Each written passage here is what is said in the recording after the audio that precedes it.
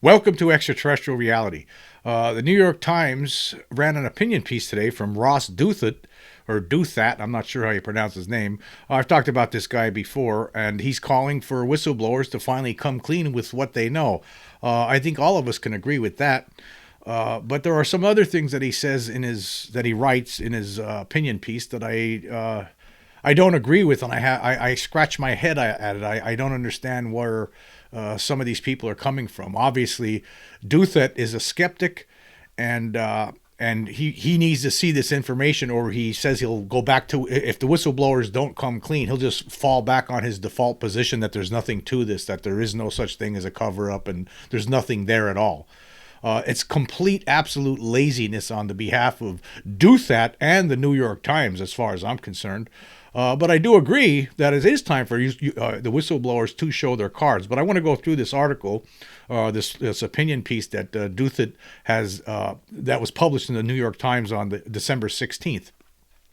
And I'm not going to read the whole thing, but he gets into what's been going on recently with Congress trying to pass the legislation, the UAP Disclosure Act, making it part of the National Defense Authorization Act for 2024. He talks about that and the push that's been going on, and then he says, okay, we don't have that. We didn't really, we're not really getting anything out of that.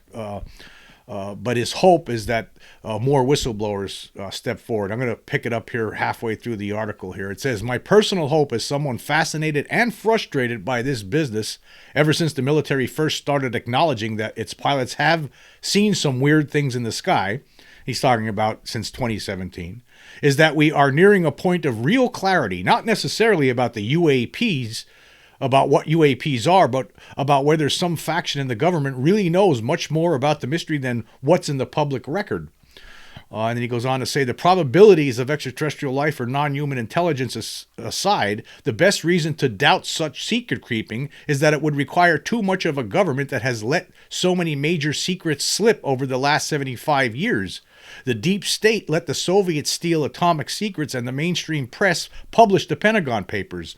It had its Cold War laundry aired by the Church Committee. It saw much of its war on terror architecture rapidly exposed, so it's hard to see how it could have kept a lid on programs that study actual extraterrestrial or interdimensional visitors, especially over generations, and especially if we're supposed to believe that private contractors are part of the cover-up as well.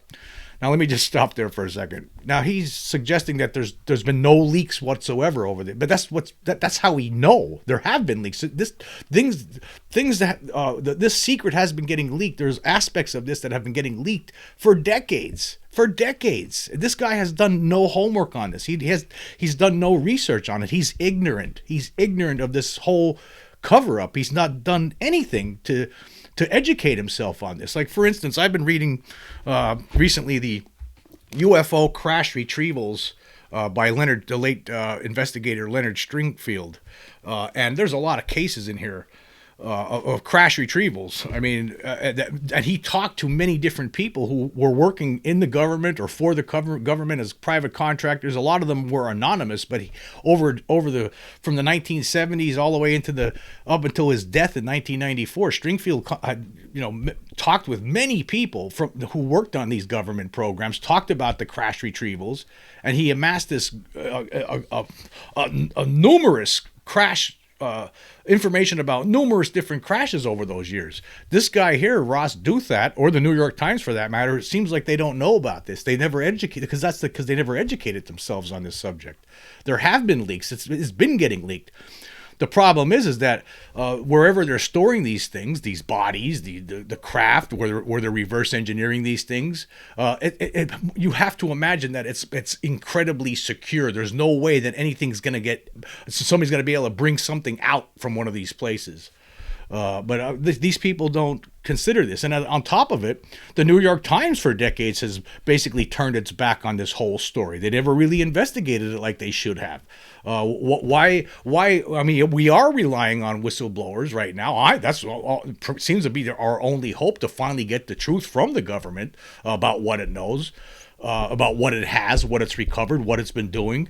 about how many different kinds of extraterrestrials they think are here. I mean, they have information that they're not sharing. I mean, everybody in the UFO community knows, and people who study this know that the government is hiding this stuff. It's clear based on the research that's been done over many decades. But this guy obviously doesn't know about any of this stuff. I don't think anyone at the New York Times does.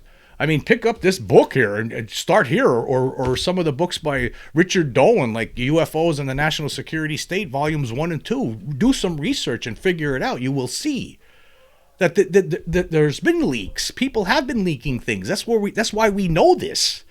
I mean, you look at Roswell, the numerous people that have leaked, have talked about what really happened there, where the government had nobody. They really had nobody.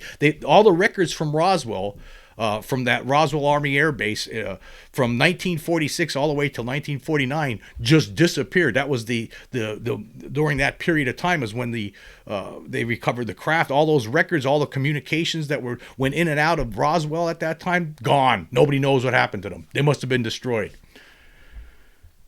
And the Air Force never had any witnesses, but yet on the other side of the coin, there's been hundreds of witnesses, including people who worked in the military that were telling everyone, the world, about what they saw, what they experienced, and what they were told. They were told to shut up and not talk about it. The late Senator Barry Goldwater, another person, who ran for president at one time. He basically, his friend General Curtis LeMay, at one point, he went to him and he wanted Goldwater wanted to see this special room where they were storing some of these secrets at Wright-Patterson Air Force Base, and he was told, hey, Curtis LeMay Goldwater said that was the only time in his life where Curtis LeMay got really angry and told him never to talk to him about it ever again. So there's been leaks over the years on this. I mean, people have been talking about this. People have come close to it, but how could anyone get any of the actual proof out of one of the facilities where these things are being kept without getting shot? Anyway, let's continue here. It says the counter argument is that there are still things we know that we don't know in the deep state vault about, say, the Saudi connections to September 11th, 2001. So there might also be things we don't know that we don't know, especially if you imagine a hypothetical UAP program that's extremely small, walled off from the rest of the national security state, united by a belief that it's protecting Americans from the cosmic shock of uncontrolled disclosure, and so deeply classified in its function that its functionaries might fear being murdered if they leak. Okay, so he makes a small admission there, but that's what makes the current moment clarifying. We have in Grush, he's talking about David Grush, the whistleblower, a credentialed whistleblower making public claims on a variety of platforms without being hustled away in a black helicopter. Let me just stop there for a second. Yeah, a whistleblower is going public. They'll try to smear him like they did. They actually did. Remember, they got their pit bull to write a hit piece on him, Ken Klippenstein. So yeah, they'll do that kind of stuff, but they're not going to. What else could they do right now? It's about the best they can do. Anyway, he says we have an important group of lawmakers expressing strong interest and frustration with obstruction. That's true. Yeah, I mean, you have people on both sides of the aisle saying they're very upset about this cover-up. They're talking like it is real, because it is. And then he goes on, he says, we have a network of mainstream adjacent media outlets that are fascinated with the story, and establishment organs like this one at least open to the conversation. He actually admits, so he's saying, an establishment organs like the New York Times are at least open to the conversation. Yeah, the New York Times, you got to give them credit. They did publish that piece back in 2017 that got the ball started on this, but then they decided not to publish the David Grush story by the same authors, Leslie Kean and Ralph Blumenthal, earlier this year, and instead the Debrief ended up publishing it. So the New York Times has, pushed itself away from this. In fact, why isn't the New York Times sending out its resources to try to uncover this? They could have done this a long time ago. We could have had this all settled back in the 50s or 60s or 70s, right? Why? What are they waiting for? It's like the New York Times, this great newspaper with all these reporters, investigative reporters, all these resources at their disposal, And yet they're talking about standing back and let's hear from the whistleblowers. We're not going to do anything until the whistleblowers tell us, and then maybe we'll believe it. That's basically what they're saying here. That's what Ross Douthat's saying here anyway. But he does call for them to come forward, and I do agree with that because that's all we have. But the New York Times should be doing more than just writing opinion pieces about this. They have the resources to do something a lot more. Anyway, he continues here. He says, there is no better time, in other words, for anyone who has documentary proof to figure out how to be a hero of disclosure and democracy. If you have the goods and you want the public to know more, and if you think the Schumer push for transparency has been fatally wounded, as many UFO believers seem to think, then this is the hour to bring your secrets forward. Now, of course, he's talking about the watered-down version of the UAP Disclosure Act that will be part of the NDAA. Yeah, and it doesn't. It's the teeth were removed because the secret control group had its puppets block that legislation, block the UAP Disclosure Act from including all the policies that it originally contained. And then he says this. He goes, if no such revelations occur, it will strengthen my default belief that no multi-generational government cover-up was ever plausible. Okay, let me just stop there. That's absolutely absurd coming from the New York Times. The New York Times actually published this opinion piece. Now, it's a ridiculous opinion. Think about it. It's like Aesop's fable, sour grapes. Oh, if no revelations come from these whistleblowers, well, then it mustn't be true. I don't believe it. Then that means it's all phony. It's all fake. Just like the fox and the grapes. You know, oh, those grapes must be sour. I can't reach them. So I don't need them now. So that's what he's saying. And then he continues here. He says, should shocking revelations come, well, honestly, I would still worry about deceptions and misdirections, since the disclosure of a cover-up would make paranoia much more rational. But that's no reason not to share the truth if you think you have possession of it, trusting that the American people have a high tolerance for weirdness and that in the long run only truth will set us free. So he did have some good things to say about it, but at the same time, Ross, what are you doing, man? I mean, how can you're using the sour grapes fable? That's your default position. Okay, if they're not going to come forward with this information, then I don't believe it. Well, guess what, buddy? They've been coming forward with this information for decades. Again, you need to educate yourself on this. There's been people blowing the whistle forever. David Grush is just another one of many. But he's the first one to testify in front of Congress about this cover-up. That's the difference. But in years past, though, Congress really wasn't interested that much in that. They thought it was goofy and crazy, and people who saw UFOs were nuts. That's how it used to be, so they wouldn't touch it with a 10-foot pole. Things are different now because of 2017, because of those leaked Pentagon videos. And just, I don't know if he's not been paying attention, but there's other people in addition to Grush. I mean, here is an article from News Nation. Former Navy Rear Admiral supports UFO blower claims. This was published 2 days before Ross's New York Times op-ed. It says here, a former Navy Rear Admiral and administrator of the government's lead meteorological agency told News Nation he believes whistleblower David Grush's claims of a secret UFO retrieval program run by the Pentagon. These are historic times in the growing push for greater government transparency surrounding UAP, more commonly called UFOs. Legislation that adds unprecedented disclosure demands to the annual defense spending bill hangs in the balance. It says here, News Nation continues to put a spotlight on whistleblower testimony and efforts by lawmakers to bring more transparency to the UFO issues. One of those people is retired U.S. Navy Rear Admiral Tim Gallaudet, who led the National Oceanic and Atmospheric Administration, or NOAA, under former President Trump. Gallaudet said he is convinced the story Grush is telling is true based on his experience in the military and government. He also told News Nation correspondent Ross Douthat that there were attempts to cover up UFO sightings by members of the military. News Nation is not able to independently verify the evidence that Gallaudet said led him to this conclusion. And Gallaudet said the planet has been visited by entities he described as non-human. He said he absolutely believes non-human intelligent beings are real. Here's a direct quote from him. He says, We are being visited by non-human intelligence with technology we really don't understand and with intentions we don't understand either.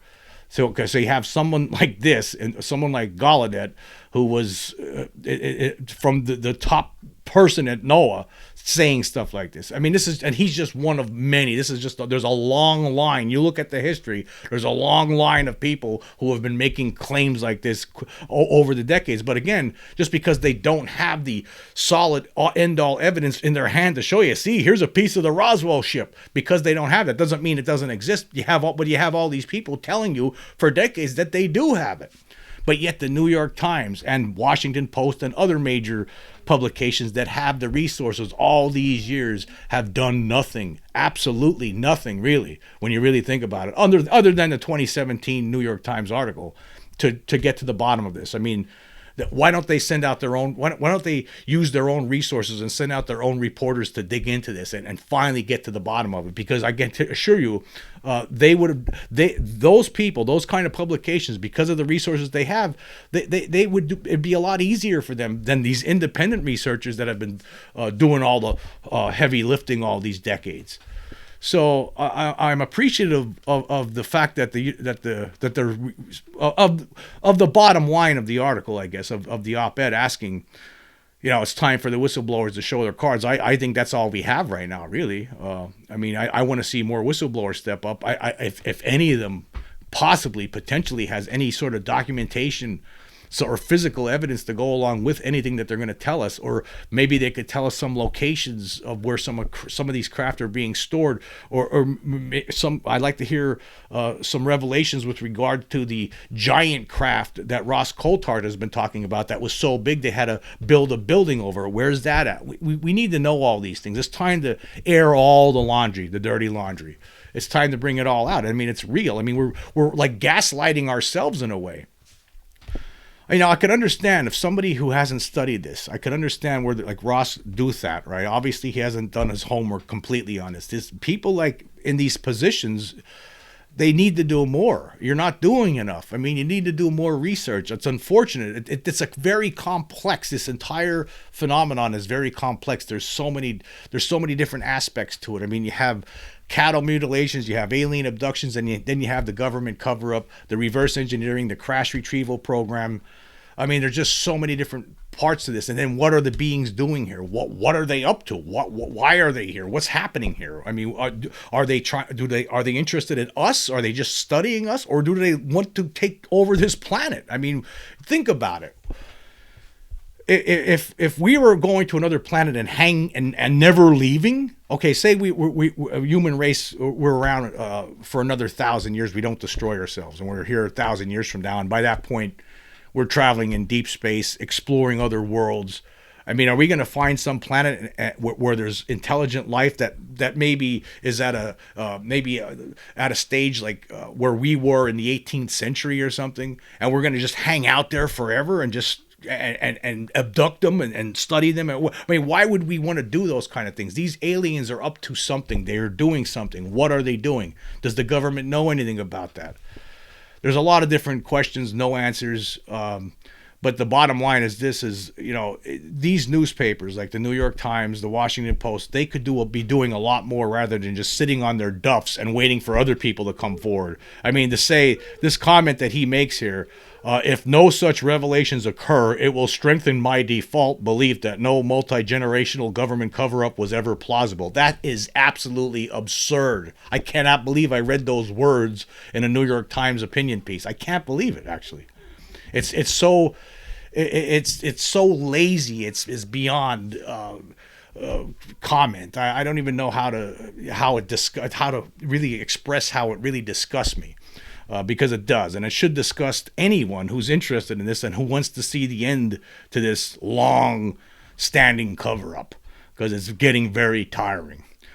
Anyway, I'm just going to be a short one today. I want to say thank you all for joining me. Until next time.